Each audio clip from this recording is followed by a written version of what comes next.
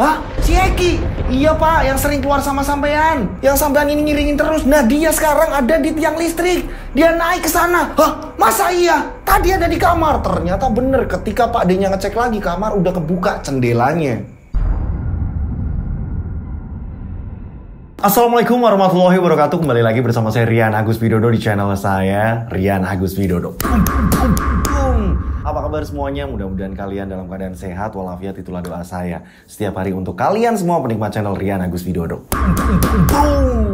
Nah, pastikan semuanya absen, namanya siapa, kotanya di mana, biar saya ini kenal tambah dekat. Ya, itu setiap hari rutin itu. Karena pas makin hari ternyata subscriber banyak, saya ini punya banyak teman yang nantinya kita ini bisa ketemu, kita ini bisa jumpa.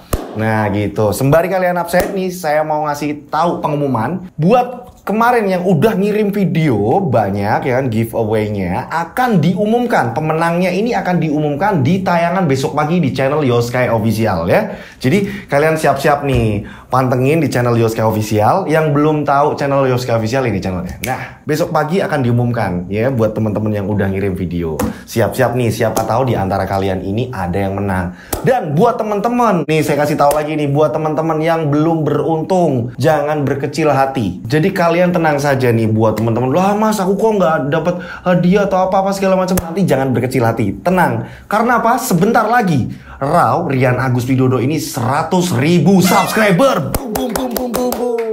Ya kan, 100.000 subscriber nih bakalan bikin giveaway yang lebih gila lagi. Boom, ya. Jadi kalian harus mantengin. Di cerita kali ini, kiriman dari subscriber menceritakan ada seorang pemuda yang mencintai seorang gadis, akan tetapi tidak direstui oleh orang tuanya karena beda kasta. Pemuda ini dipisahkan oleh kedua orang tuanya hingga membuat pemuda ini hilang akal sehatnya. Selalu terhantui oleh bayang-bayang kekasihnya. Setiap wanita yang ia lihat ini tampak seperti kekasihnya. Dan pemuda tersebut ini menjadi gila, nekat memanjat tower untuk mengakhiri hidupnya.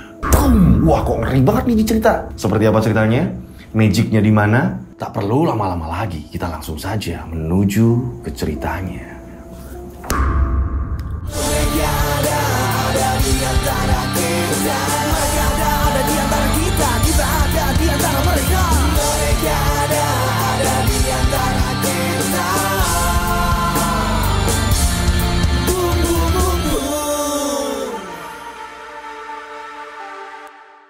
Seperti biasa, nama tempat toko ini disamarkan semuanya karena dari pengirim cerita ini meminta untuk disamarkan semuanya. Kejadian ini juga belum begitu lama. Saya cerita dari awal, toko di sini kita sebut saja namanya Anis. Anis hidup dengan bapak ibunya. Semenjak di PHK, terus jatuh sakit-sakitan, bapaknya Anis ini tidak bisa ngapa-ngapain, hanya di rumah. Kebutuhan terus-menerus, bisa dikatakan keluarga Anis keluarga pas-pasan, membuat ibunya Anis ini, beliau ini rela yang bekerja. Kalau Anis sendiri, jadi di depan rumah dia buka yang namanya rujaan, gitu, jualan seperti itu. Nah, ibunya Anis dia bekerja menjadi asisten rumah tangga. Awal-awalnya, sebelum mendapatkan kerjaan tetap ini, beliau ini hanya panggilan. Ibunya Anis kita sebut saja namanya Bu Marti. Awalnya Bu Marti ini menawar-nawarkan jasanya, Bu nyetrika, Bu nyuci, seperti itu. Pada suatu ketika ini ada seorang majikan bernama Bu Lela. Bu Lela ini hidup dengan suami dan satu anak laki-laki. Bu Lela bisa dikatakan orang yang sangat galak sekali. Akan tetapi karena Bu Marti sudah tidak ada pilihan lain yang hanya mengandalkan panggilan, membuat Bu Marti ini mengiyakan tawaran dari Bu Lela. Mending kamu kerja di tempatku aja. Udah jelas. Kalau yang lain-lain kan kamu nunggu. Iya kalau dapet. Kalau enggak, seharian yo bengong. Enggak dapet apa-apa. Belum lagi suami kamu itu kan sakit-sakitan. Iya toh? Kamu itu orang enggak punya. Maaf, bukannya aku ngino. Tapi yang jelas untuk pembayaran rumah sakit bolak-balik suamimu itu mau pakai apa? Daun. Oh, iya bu.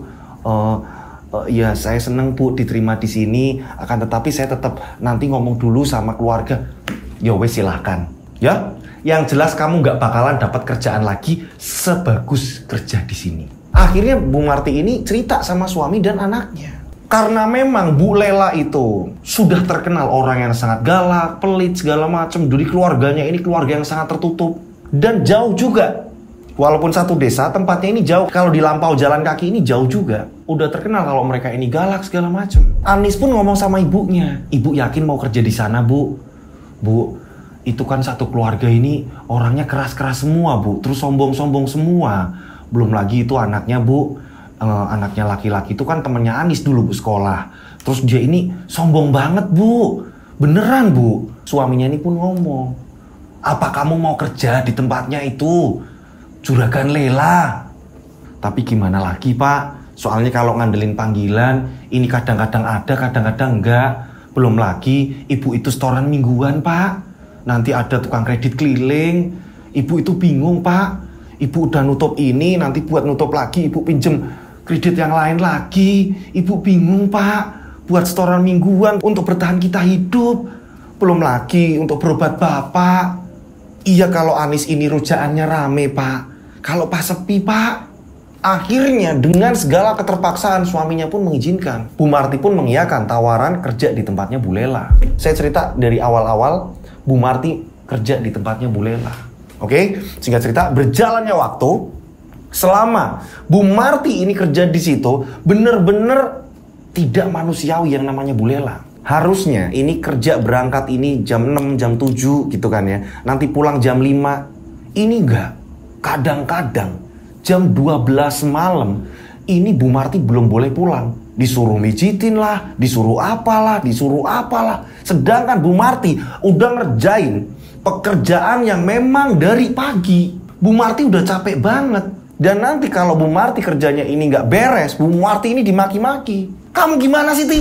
Masa kayak gini nggak pecus? Rasanya kayak apa? Coba kamu cobain. Nggak apa-apa kok, Bu. Enak kok, Bu.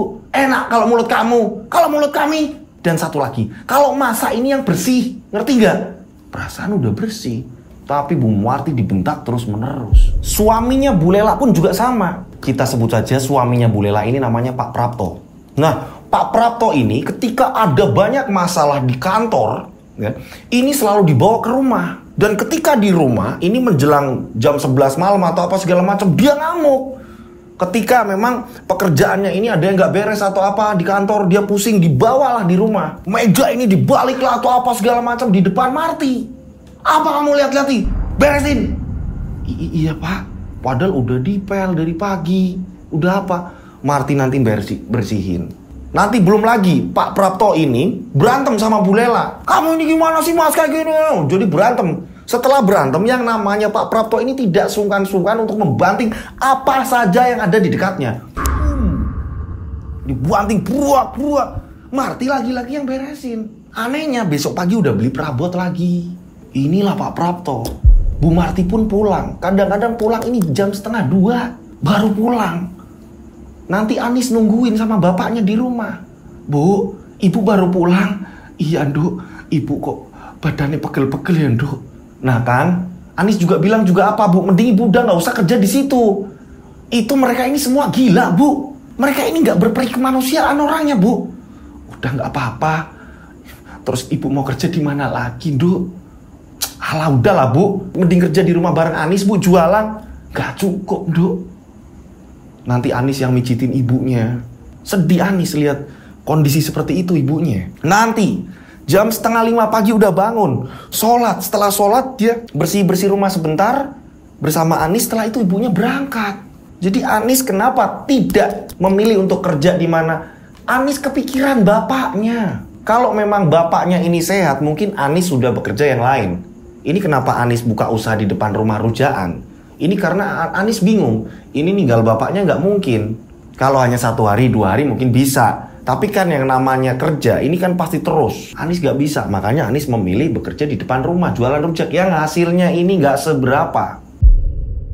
Pernah suatu kejadian yang sangat parah sekali. Jadi kebetulan nih, Bu Lela dan Pak Prapto ini sedang pergi kurang lebih 2 hari. Nah, 2 hari tersebut, Bu Marti pikir ya kan, dia akan ringan tugasnya. Dia akan bisa pulang cepat. Ternyata tidak.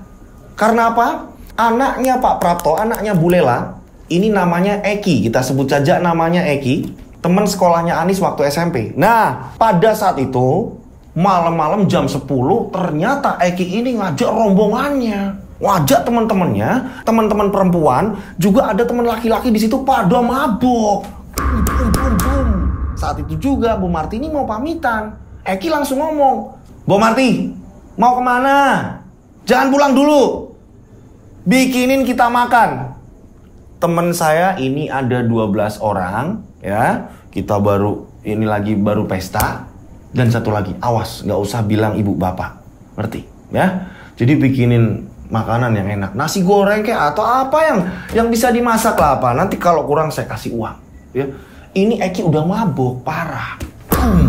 Iya Den, akhirnya Bu Marti pun masak di situ. Setelah selesai masak segala macam, ya kan, Bu Marti tetap nggak bolehin pulang. Bu Marti, sebentar. Nanti kan ini pada berantakan. Takutnya ibu sama bapak pulangnya ini dadakan atau apa. Jadi Bu Marti pulangnya ntar ya, nunggu teman-teman saya selesai.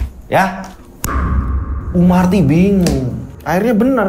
Setelah mereka pada mabok, pada muntah-muntah, ya kan, di ruang tamu, di ruang tengah segala macam. Bu Marti lah yang ngepel, membersihin muntah-muntahan temen-temennya Eki, anak dari Bu Lela. 3:30 masih ngepel, belum tidur. Dari jam 6 sampai ketemu 3:30. Sebentar lagi mau 24 jam berarti. Nah, singkat cerita, ibunya pun pulang. Anis nangis melihat ibunya. Dan jam 6 pagi ibunya ini udah bangun. Anis bilang, Bu nggak usah berangkat. Biar Anis yang berangkat, ibu di rumah gantian. Pada saat Anis memegang kening ibunya, ternyata ibunya demam. Bu, ibu ini demam, jangan dipaksain Bu. Nggak apa-apa Dok, udah. Biar Anis yang gantiin untuk hari ini. Duh, nanti Bu malah dimarahin. Nggak apa-apa Bu, biar Anis saja Bu yang gantiin. Akhirnya Anis memaksa.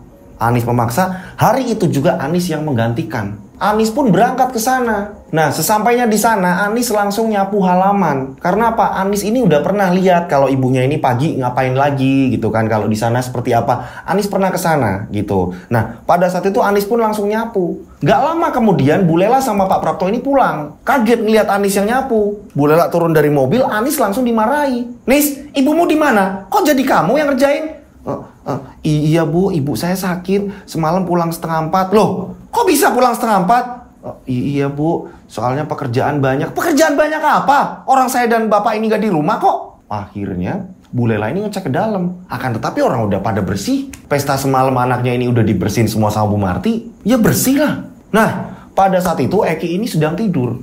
Nah, Anis ini kan menggantikan peran ibunya menjadi asisten rumah tangga di situ.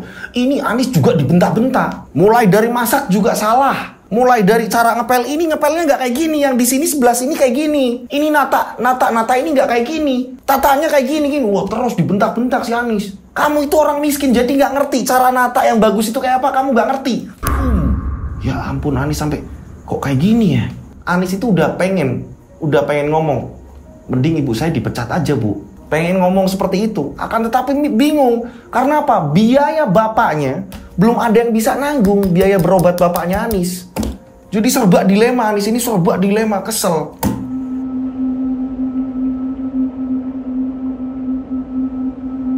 Siang hari Eki bangun. Saat Eki bangun ya kan, Anis lagi masak. Eki itu ke dapur. Dia mau ngambil air es yang ada di kulkas. Melihat si Anis. Anis? Oh, iya Eki. Wah, sekarang kamu tambah cantik Nis. Ah, bisa aja kamu. Lah bener. Cantiknya. Kamu di sini ngapain? Saya gantiin ibu saya. Ibu saya sakit. Ibu saya nggak bisa berangkat, jadi saya gantiin di sini. Oh gitu, ibu kamu sakit ya. Kamu cantik banget. Eki bener-bener nih suka sama si Anis. Padahal Eki sendiri udah punya pacar. Singkat cerita, keesokan harinya yang berangkat Bu Marti karena kondisinya udah membaik. Bu Marti pun memaksa Anis, udah kamu di rumah aja. Ibu udah enakan. Bu, tapi Bu, di sana ternyata kayak gitu. Anis tahu Bu, Anis aja dibentak-bentak. Apalagi ibu. Anis yang muda, tenaganya masih kuat aja dibentak-bentak. Apalagi ibu. Udahlah Bu, gak usah berangkat ke sana. Ibu itu sering dibentak. Anis yakin. Udahlah Duk, gak apa-apa. Sambil meneteskan air mata. Udah, akhirnya ibunya tetap berangkat nih. Ibunya kerja tetap berangkat karena nggak ada pilihan lain. Nah, pada saat di rumah, ini tiba-tiba Eki ini tanya sama Mbok Marti. Mbok, Anis kemana Mbok? Kok nggak datang ke sini? Harusnya yang kesini itu Anis aja, Mbok. Biar saya ini bisa ketemu Anis. Iya, Den. Kalau Anis itu di rumah, kebetulan kemarin saya ini lagi nggak enak badan, jadi Anis ini gantiin saya. Oh gitu. Terus Anis kalau di rumah ngapain? Ya jualan rujak. Oh, jualan rujak. Boleh tuh saya nyicipin. Iya, Den. Kalau mau beli rujak ke tempat Anis saja, ke rumah. Anis jualan di depan rumah. Nggak pakai lama. Eki langsung meluncur dengan motornya. Meluncur langsung. Saat itu Anis memang belum ada pembeli. Anis sedang duduk-duduk di depan rumah, di depan jualannya, dan gak lama kemudian Eki datang. Anis, iya, gimana Nis, rujak dong. Kok kamu tahu aku jualan? Kata ibumu. Aku ngerti ya kan. Anis pun melayani. Saat Anis melayani, Eki terus-terusan ngegombal. Gombal, hingga pada akhirnya Eki ini ngajak Anis. Nanti kalau pas udah tutup atau apa, kita boleh dong aku ajak kencan kamu, kita jalan-jalan. Nggak enak, aku ini orang miskin kayak gini. Tenang aja udah, ya, tenang aja. Aku juga nggak ngerti awal-awalnya. Awal-awal aku dulu nggak ngerti. Kalau Bu Marti itu adalah ibu kamu, aku nggak ngerti. Jadi ya maaf ya kalau gimana pernah nyuruh ibumu kayak gitu, ya maklum lah kan dia kerja di tempatku. Jadi memang nggak hafal awal-awal Bu Marti di situ. Eki itu nggak hafal, sering sekali nyuruh dengan seenak hati. Hingga pada akhirnya berapa kali Eki datang ke situ, singkat cerita nih ya, akhirnya sering kencan nih. Kalau pas Anis tutup, mereka ini sering kencan. Jalan keluar kemana, balik Anis diantar, jalan keluar di mana. Hingga pada akhirnya mereka ini pacaran. Mereka saling cinta. Singkat cerita, mereka ini sering keluar bareng selama 3 bulan. Hingga pada akhirnya ada tetangga yang melihat dan melaporkan kepada Bu Lela. Kalau Eki anaknya ini pacaran sama si Anis, anak dari pembantunya. Nah, di sini Bu Lela nggak terima. Eki dan Bu Marti didudukan. Kalian duduk. Ada apa, Bu? Duduk kamu. Eki dimaki-maki di situ. Ki, jangan malu-maluin ibu, ya. Kita itu orang kaya. Kamu ternyata pacaran sama anaknya Bu Marti, iya kan? Bu Marti juga kaget. Loh, kok Anis pacaran? Marti, kamu bilangin sama anakmu biar gak deket-deket sama anakku. Saya juga baru tahu, Bu. Saya gak ngerti. Bu Marti bilang seperti itu. Eki juga bilang, orang paling temenan kok, Bu. Ibu ini, orang kita temenan aja. Kamu tahu nggak? Dia itu orang miskin. Jangan sampai nanti kamu terjadi apa-apa terus akhirnya kamu nikah sama anak orang miskin.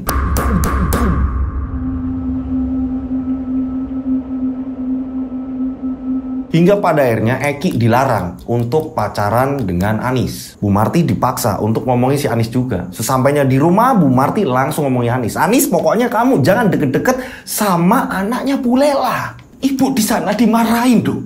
Kamu jangan deket-deket, kamu jangan pacaran. Ingat kita ini orang miskin, kita orang nggak punya. Bu, orang Ekinya yang deketin sendiri kok, Bu. Ibu ini gimana sih? Masa iya Anis ini menjauh? Nanti dikira Anis ini sombong, Bu. Iya, pokoknya kalian jangan ada hubungan apa-apa. Ibu nggak mau. Ibu tadi dimarahi. Ibu dimarahi lagi di sana. Udah, Bu, mending keluar, Bu, dari situ. Aduh, bapakmu masih butuh obat. Bingung di sini. Tanpa sepengetahuan Bu Lela, ternyata Eki ini masih sering colong-colongan pacaran dengan Anis. Mereka janjian di mana keluar jalan lagi. Mereka janjian keluar jalan lagi.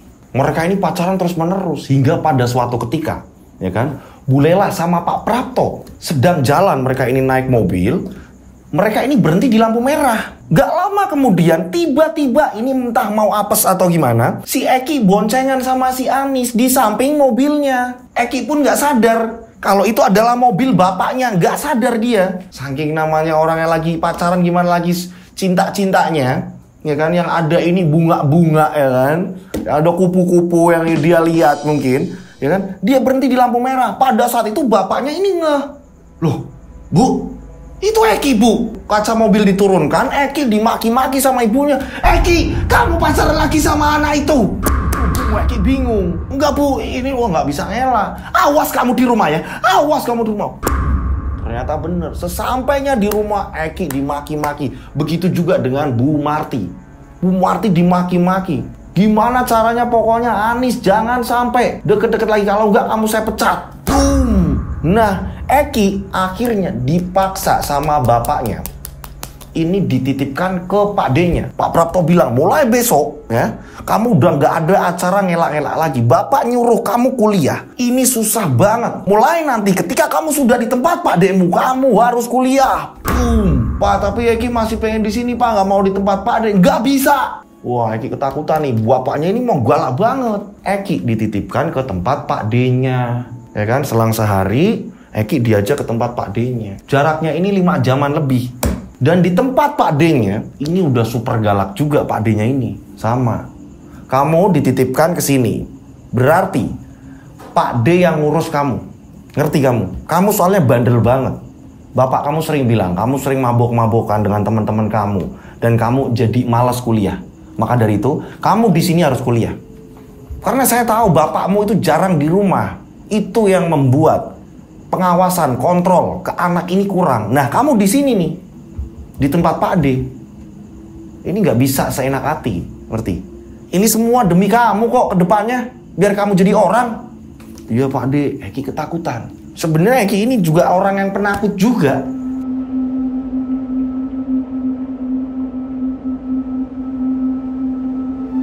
Singkat cerita, Eki di situ semua yang berhubungan dengan Anis ini disita, kayak mulai handphone. Ini nggak bisa Eki ini berhubungan, ini susah. Saat itu juga Pak D-nya bilang, menuju pendaftaran kampus, berarti Pak D harus mendidik kamu. Mendidik kamu dengan keras. Mulai bangun pagi, bersih-bersih, segala macam kamu harus disiplin. Soalnya apa? Kalau di tempat kamu itu udah ada asisten rumah tangga. Nah, kalau di tempat Pak D ini nggak ada. Jadi mau nggak mau kamu harus mengikuti aturan yang di sini. Jadi memang keluarganya Pak Prapto terkenal orang-orang yang saklek, orang-orang yang disiplin. Cuma yang Pak Prapto doang nih, orangnya memang beringasnya ini kayak gitu, dia banting-banting barang lah atau apa segala macem. Beda nih dengan kakaknya, Pak D-nya si Eki ini. Dia disiplin, akan tetapi nggak yang banting-banting seperti itu. Apalagi istrinya Pak D-nya Eki, ini juga sama, disiplin juga. Dia seorang guru SMA. Eki ini ya kemanapun selalu didampingi Pak D-nya. Kebingungan lah Eki, Pak D aku pengen ngubungi pacarku Pak D. Enggak. Pak D aku pengen telepon sama teman-teman. Enggak dibolehin.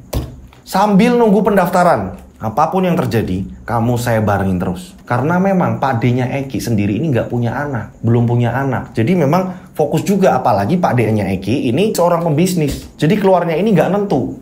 Jadi ada waktu terus untuk dampingin si Eki. Kadang-kadang Eki diajak ke kantornya, dia perkenalkan ini loh, bisnis itu seperti ini, biar Eki ini lupa. Akan tetapi nggak tahu, makin hari, nah disinilah magicnya mulai masuk nih di sini. Eki ini nggak bisa ngelupain si Anis. Eki selalu bengong kalau diajak kemana-mana. Tiba-tiba pada suatu ketika siang-siang sedang diajak makan, pada saat itu ada pelayan, seorang perempuan seumuran Anis. Mas mau makan apa? Pak mau makan apa? Saat itu juga Eki tiba-tiba manggil pelayan tersebut dengan kata Anis. Anis kamu di sini? Pak D-nya Eki bingung. Loh, Eki, kamu lagi ngapain? Enggak Pak D, tadi kayak Anis. Udah. Kamu mau pesan apa? Pesan makan. Setelah itu dia nggak mau makan lagi. Ketemu siapa lagi dia bengong, manggil Anis sampai Pak D-nya nih. Oh kamu udah tergila-gila ini namanya nih. Kamu bisa gila nih kalau kayak gini caranya. Selalu bengong. Psikisnya kena nih mulai.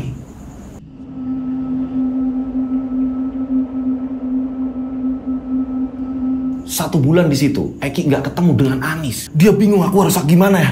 Aku harus gimana dan aku nggak ngerti. Aku ini gimana? Aku nggak punya uang karena memang masalah keuangan segala macam ini di-manage sama Pak D-nya. Eki mau kabur gimana caranya nggak bisa. Diawasi terus sama Pak D-nya. Hingga pada akhirnya malam-malam Eki ini nyari handphone. Handphoneku di mana ya? Pak D ini naruh di mana ya? Nyari di lemari-lemari dicari. Dan pada akhirnya di meja makan ini ternyata ada handphone dari budenya Eki, istri dari Pak D-nya.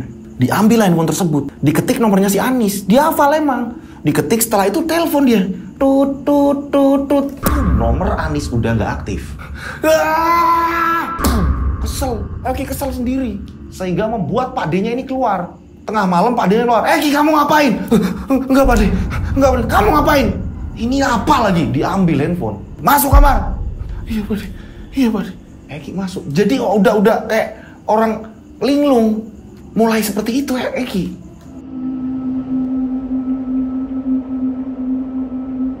Singkat cerita, berapa hari kemudian, Pak D-nya yang udah tertidur tiba-tiba mendengar ada suara orang bernyanyi. Tepat suara tersebut ini ada di halaman rumah. Karena beliau ini ada di kamar paling depan, akhirnya tahu. Bu, ibu dengar nggak bu? Apa tuh pak? Ada suara orang nyanyi di halaman rumah depan bu. Ibu dengar nggak? Lah iya pak. Siapa ya pak? Saat itu juga Pak D-nya Eki keluar. Saat Pak D-nya Eki keluar, memeriksa cekrek, membuka pintu depan, dikagetkan. Jadi depan rumah ini ada ayunan orang dewasa, dan di situ Eki sedang bernyanyi sambil memeluk bantal guling, seolah-olah dia sedang bareng Anis. Eki, ngapain kamu? Eki mulai tidak menggubris. Eki, dia hanya mengatakan, Anis Pak D, aku lagi sama Anis. Eki jadi seperti itu. Diseretlah Eki, dibawa ke dalam kamar. Dia hanya tertawa-tawa saja. Eki jadi kayak ketawa-tawa sendiri. Singkat cerita, keesokan hari, Pak D-nya Eki ini telepon sama bapaknya Eki. Dek, kamu bisa kesini nggak? Anakmu kok aneh loh dek. Dia kayak psikisnya terganggu loh dek. Ini masa iya aku harus terus mengekangnya? Ini soal cinta. Dia sepertinya memang jatuh cinta sama anak itu bener-bener. Masa sih mas? Kayak apa mas? Ya udah kamu kesini aja. Soalnya semalam dia tingkahnya aneh. Dia nyanyi-nyanyi sendiri di luar halaman sambil membawa bantal guling. Dan hanya ketawa-ketawa. Bapaknya Eki, Pak Prapto langsung datang. Saat itu juga Eki hanya tertawa-tawa di dalam kamar dan kamarnya ini dikunci.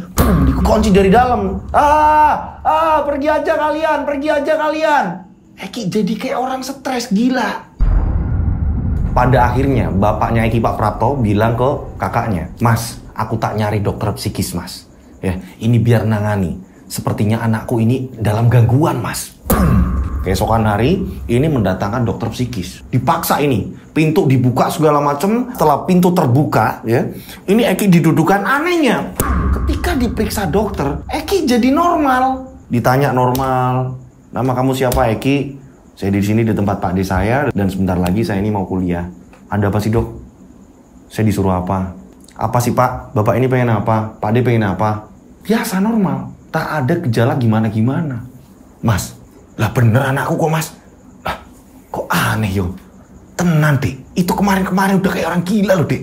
Lah itu buktinya bener. Dokter pun mengatakan baik-baik saja. Tak ada gejala-gejala gimana. Bener normal. Berapa kali dites segala macam, benar normal. Mulai dipertanyakan pendaftaran kapan nih mas? Mungkin masih 2 atau 3 bulan lagi. Nanti kalau udah mulai pendaftaran aku segera daftarkan deh. Iya mas, tolong mas. Aku pengen dia ini sukses mas. Iya.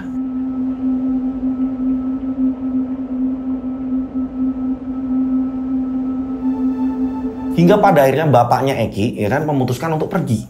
Pulang nih ya kan. Nah, karena memang Eki ini diperiksa ini aman, jadi udah dibiasakan lagi. Pintu kamar tidak dikunci agar bisa selalu ngecek. Kunci ini akhirnya dipegang oleh Pak D-nya. Nah, disinilah terjadi kejanggalan lagi. Pada malam hari, saat Pak D dan Budenya Eki sedang nonton TV, ya, kurang lebih jam setengah 10. Mereka ini sedang nonton TV, sedang asik mereka sambil ngemil, dan ada kasur lantai kayak gitu. Mereka ini sedang nikmati, dan tak jauh itu ada kamarnya Eki. Tiba-tiba mereka dikagetkan. Ini pintu kamar Eki, ini pintu kamar Eki berbunyi cekrek cekrek cekrek, kayak orang mau buka pintu. Akhirnya pandangan mereka berubah ke kamarnya Eki. Saat mereka ini memandang kamarnya Eki, dikagetkan. Kamar membuka Eki ini tanpa baju selai pun. Eki ini bugil dengan membawa bantal guling. Dia ketawa-ketawa sambil lari. Eki, ojo edan Eki, jangan gila kamu Ki, Eki. Dikejar sama Pak D-nya. Eki keluar, untungnya gerbang depan ini dikunci. Dia hanya lari-larian sambil teriak Anis-Anis tanpa busana selai pun, tanpa baju celana. Ya ampun mas, kok jadi kayak gini mas Eki, kok jadi kayak gini? Dikejar-kejar sampai Pak D-nya ini kesel. Akhirnya Eki ini ditonjok sama Pak D-nya. Buang, Eki baru terjatuh. Akan tetapi hanya tertawa-tertawa. Pada saat itu Budenya ini langsung ngasih baju Ya orang udah gede juga kan, budenya malu kan. Budenya, ini mas dipakein mas. Aku dipaksa pakai ini tapi ngelawan terus, berontak terus. Budenya ini telepon keluarganya. Lah kok bisa Eki kayak gitu? Kenapa dia kok bisa kayak gitu? Jadi parah. Ini kenapa-napa? Terus menyebut Anis. Pada saat itu budenya ini telepon ke rumah. Kebetulan nih, bapaknya Eki sedang ada di luar kota, ada pekerjaan. Bingung lagi. Akhirnya Eki ini dimasukkan ke dalam kamar, dipaksa di situ. Singkat cerita, akhirnya mulai ketat nih penjagaan. Dan Pak D-nya ini telepon terus, Dek, kalau bisa kamu nyari kiai atau apalah, nanti kalau kamu udah urusan selesai kerjaanmu, kamu datang ke rumahku lah. Eki ini tambah parah loh. Beneran, lah kok bisa? Kemarin ini kan udah aman, gak tahu. Sekarang tambah seperti ini. Eki ini jadi orang yang, maaf ya, ini kayak ada gangguan dia. Jadi kalau hanya mau mandi, diikutin nih sama Pak D-nya. Diikutin, dia mandi, setelah itu dia masuk kamar, hanya diem. Setelah itu makan pun dikasih di situ, di kamar. Setelah itu ditutup. Setelah selesai makan, piringnya diambil sama Pak D-nya, kembali lagi dikunci. Jadi kamar ini rapat. Kebetulan bapaknya Eki ini belum selesai kegiatan. Bu Lela pun nggak berani kalau jalan sendiri.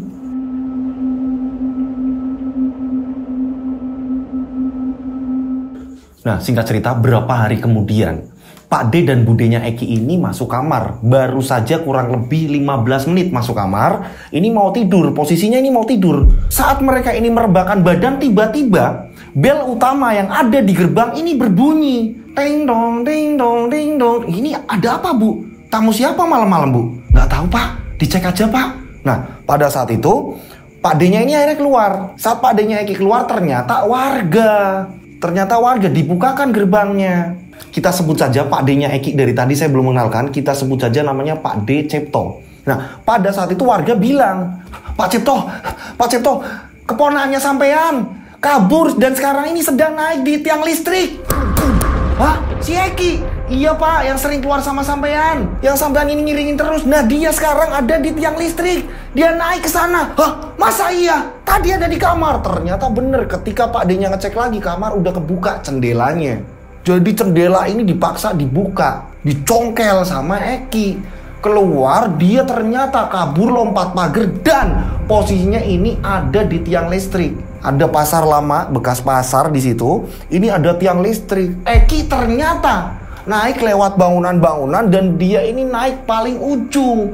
Dan saat itu juga Pak D-nya Eki ke situ sama budenya. Udah rame. Untung ada sebagian warga yang langsung telepon ke petugas agar listrik yang di bagian itu dipadamkan. Kalau enggak ngeri bisa kesetrum. Nah, turun nah, Mas turun. Woi, Mas turun, Mas turun. Semua warga pada seperti itu. Petugas, Mas turun, Mas. Eki udah kayak orang gila. Dia di atas tiang listrik. Pak D-nya Eki, Pak D Cepto ini langsung telepon Pak Prapto. Dek, anakmu iki mau bunuh diri. Ya ampun Mas, yang bener Mas. Iya, iki lagi munggah tiang listrik. Aku ora ngerti, iki ora normal deh. Anakmu ora normal. Si Eki ini berkali-kali dibujuk gak mau. Kurang lebih sudah 4 jam Eki masih di atas. Dibujuk gak mau, dia mau lompat. Sampai orang-orang segala macam petugas sudah mempersiapkan agar dia pas lompat ini, mereka ini ada penyangga-penyangganya biar Eki ini gak cedera atau Eki ini bisa sampai meninggal nih. Tiangnya lumayan tinggi. Singkat cerita, bapaknya ini datang sampai ke situ. Nah turun, kamu kok bisa kayak gitu? Bu Lela juga teriak-teriak. Nah Eki yang di atas hanya meneriakkan kata-kata Anis, aku sayang padamu. Anis, aku sayang padamu. Terus menerus kata-kata itu. Pada saat itu ada Pak Yai, panggilan dari Pak Prapto. Nah, Pak Yai ini sambil wirid, dia melihat ada sesuatu yang tidak wajar. Jadi ada api kecil ya. Ada api kecil, buntutnya api ini panjang, ini mengitari di atas kepalanya si Eki. Ini orang wajar Mas. Ini udah gak wajar. Akan tetapi warga tidak ada yang melihat. Dibujuk berkali-kali terus menerus. Oke, jangan lompat, jangan nekat, kamu jangan nekat. Wah, banyak warga yang juga ikut meneriakan, Mas, tolong Mas, medun Mas, medun. Gak turun-turun. Bahkan Eki mengancam, aku mau lompat bersama Anis. Nah, singkat cerita, dengan kekuatan para petugas di situ ya kan, dengan kelebihan-kelebihan mereka ini dengan alat-alatnya ya kan, dengan alat beratnya ini mereka berhasil menangkap si Eki. Eki nggak bisa apa-apa, langsung ditangkap berapa orang, langsung Eki segera diturunkan. Boom. Akan tetapi, setelah sampainya di bawah, Eki ini udah kayak orang linglung, udah nggak hafal satu persatu orang. Saat itu langsung Eki ini dibawa ke rumah Pak Decipto, dan warga-warga ini dibubarkan. Bubar, semuanya bubar. Untung Eki selamat. Saat itu juga Pak Yai ini berusaha berdoa. Di situ berdoa, Eki udah dibawa di situ ya kan, udah dikasih air lah segala macam, berdoa bersama di situ. Pak Kiai pun akhirnya mengatakan, anakmu kena pelet, Mas. Dan yang memelet ini anak yang nggak terima. Pernahkah Eki ini berbuat kurang ajar sama seseorang atau gimana, Mas? Yang saya lihat seperti ini, Mas. Ini ada seseorang yang tersakiti. Apakah kalian juga pernah maaf sebelum-sebelumnya? Pernah nggak yang namanya merendahkan seseorang atau apa? Ini ada orang yang nggak terima dan membuat anak panjenengan seperti ini. Pak, apa jangan-jangan kita udah salah sama Marti, Pak? Apalagi kemarin-kemarin kita ini kan udah mencat Marti, Pak.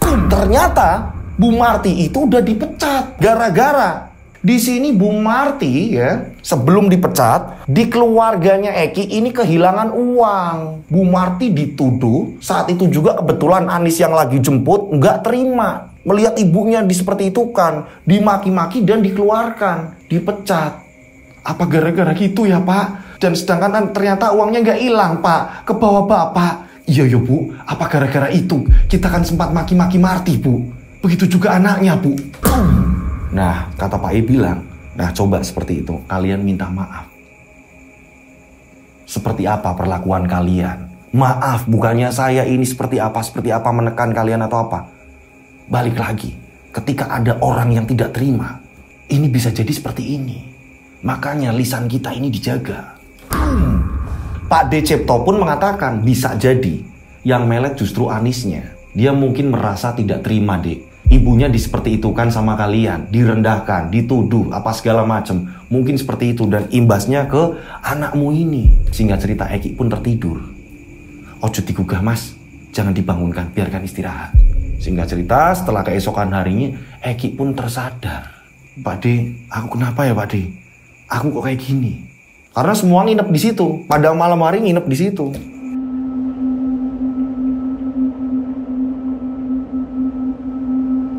Singkat cerita, akhirnya keluarganya Pak Prapto itu datang ke sana minta maaf sama Bu Marti. Yang pertama salah nuduh, di situ Bu Marti ini sudah dituduh. Bu Marti juga ditawarin lagi, Bu mau kerja tempat saya enggak? Saya udah salah nuduh, Bu maafin saya. Bu Marti sudah tidak mau. Bu Marti sudah tidak mau dan di sini keluarganya Bu Leha ini minta maaf terus menerus. Mereka belum ketemu si Anis karena Anis ini merantau. Setelah itu mereka pun minta nomor Anis yang terbaru. Singkat cerita akhirnya mereka pun telepon Anis. Dan saat itu juga Anis pun mengancam saat telepon. Kalian sudah minta maaf ke ibuku, bapakku semuanya? Sudah. Ibu sudah minta maaf, Nak. Ibu udah minta maaf. Nah, ini Eki mau ngomong sama kamu. Akhirnya Eki pun ngomong. Nis, aku minta maaf, Nis. Aku nggak ngerti. Aku juga nggak ngerti apa yang terjadi pada aku. Katanya aku ini kayak orang gila kemarin-kemarin, Nis. Anis pun hanya ngomong. Makanya, jangan berani-berani kamu merendahkan orang lain, meremehkan orang lain, apalagi menginjak keluargaku. Akan kubuat kamu lebih parah dari kemarin kalau kamu sekali lagi mengulang perbuatanmu. Ya Nis, maafkan aku, Nis, maafkan aku. Jadi ini triknya Anis, Bu. Gimana caranya biar Eki jatuh cinta, terus gantian dibuat gila dia. Anis memang dendam, membuat Eki ini akhirnya jatuh cinta. Kalau di tempat saya ini kedanan, tergila-gila. Hingga halusinasinya yang terjadi pada Eki ini melihat semua orang menjadi Anis. Sampai dia manjat tower mau bunuh diri biar bareng Anis atau apa. Orang Anisnya masih hidup. Setelah itu semua baik-baik saja, saling memaafkan. Karena apa? Di sini udah salah nuduh. Salah nuduh, ternyata di situ Anis dendam. Keluargaku udah diinjak-injak nih, mentang-mentang mereka orang kaya. Aku buat anaknya sengsara nih. Nah, itulah ceritanya yang sangat rumit sekali ya kan. Ternyata ini ada unsur pelet di sini, ada unsur dendam dan dia pengen membalaskan ibunya yang udah dibegitukan gitu, ya kan. Di sini cerita ini ada edukasi, yang baik diambil, yang buruk dibuang gitu. Jadi ada pesan, monggo silakan tulis pesannya di cerita ini seperti apa menurut kalian.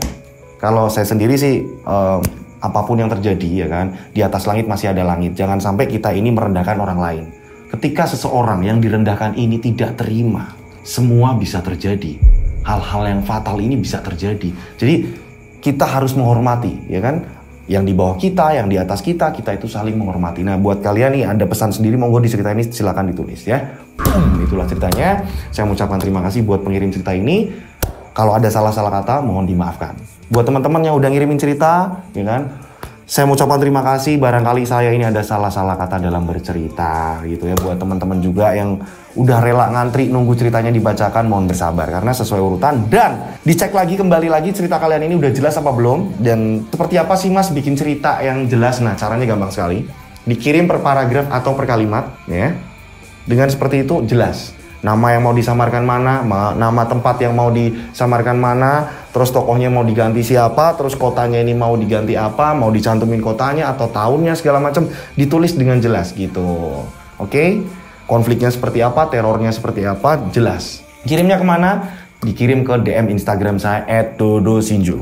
Atau kalian bisa kirim ke nomor WhatsApp saya 0858 704 33336. 3-nya 4 kali. Saya ulang 0858 704 33336. 3-nya 4 kali ya. Ditulis nama dan kota kalian biar saya kenal tambah dekat dan langsung saya save. Takutnya ketumbuk dengan nomor WA lain gitu. Sekali lagi buat pengumuman pemenang giveaway, ya kan? Ini akan diumumkan ini di channel Yoskai. Sekali lagi akan diumumkan di channel Yoskai untuk tayangan besok pagi. Jadi kalian harus pantengin. Siapa tahu kalian adalah juaranya. Saya berdoa mudah-mudahan penikmat channel Rian Agus Widodo ini banyak rezeki melimpah. Amin. Selalu dilindungi Allah Subhanahu wa taala. Dijauhkan dari mara bahaya. Amin. Ya, berkah terus-menerus melimpah buat kalian. Ya, sukses selalu, panjang umur, sehat selalu. Akhir kata, saya Rian Agus Widodo mengucapkan wassalamualaikum warahmatullahi wabarakatuh. Mereka ada di antara kita. Subscribe channel Rian Agus Widodo, kisah misteri. Nyalakan lonceng, notif, tinggalkan komen, share. Mereka ada di antara kita. Mereka ada di antara kita. Kita ada di antara mereka. Mereka ada di antara kita. Mereka ada di antara kita. Mereka ada di antara kita. Kita ada di antara mereka. Mereka ada di antara kita.